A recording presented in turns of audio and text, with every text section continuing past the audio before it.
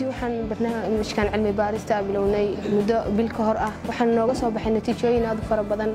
anagu dalkeenu ku noolnahay waxa weeye Soomaaliya wuxuuna leeyahay kheyraad fara badan dhirta ku taala waxaan ogaanay inay ku jiraan dhir aad iyo aad manaafacaad u leh runtiina kamid ah dhiraha daawooyinka laga sameeyo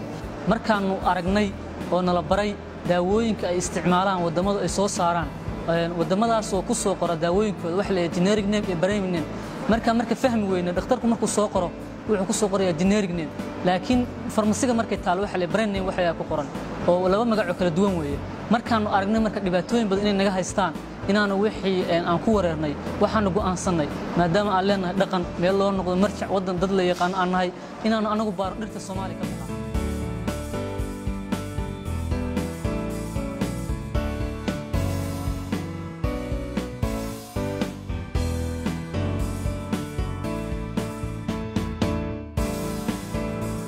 hawshan weyn oo aan sugaynay muddo aad u fara badan ka shaqayn jiray raadin jiray tanoo kaleeto inaan heli doono maalmaha ka mid ah maantana ay noqotay maalintii aan doonaynay waxaan bilownay marka inaan dhirta ururno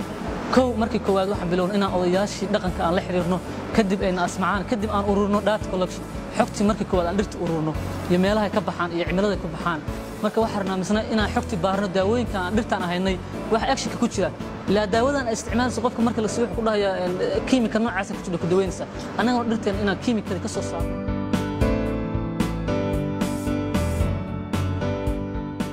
ma aha inaan dhiirigelinayno dhirta in lagu dawo sababtoo ah dhirtu waxay leeyihiin dhibaatooyin badan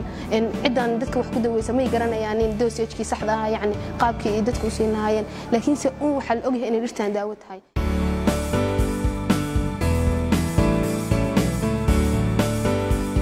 waxay soo bandhigeen dacartii oo wax walba loo adeegsanayo nooc u wanaagsan oo ay soo bandhigeen dhalinyarada oo waxa la yiraahdaa waa mid la yiraahdo suqadar waayo inaga suqadar isku cimilana waxa loo isticmaalayaa cudur bani aadam ku dhaca maca kansar waa loo adeegsanayaa baabasiirkii xanuunada ugu daran waa loo adeegsanayaa xanuunkan la yiraahdo baraskii waa loo adeegsanayaa markaanu cilmi baaristaan wadnay waxaanu ogaanay dhir badan oo fara badan oo faa'iido u leh xanuunada ku dhaca dadkeena oo badanaa dilooday sida sonkorta kale rumaanka geedkan la dhaho loo isticmaalo gastriga oo loo isticmaalo geedo badan oo kamid ah Soomaaliya isticmaal sida sactarka oo kale tonsiliska oo iyagana karootada loo isticmaalo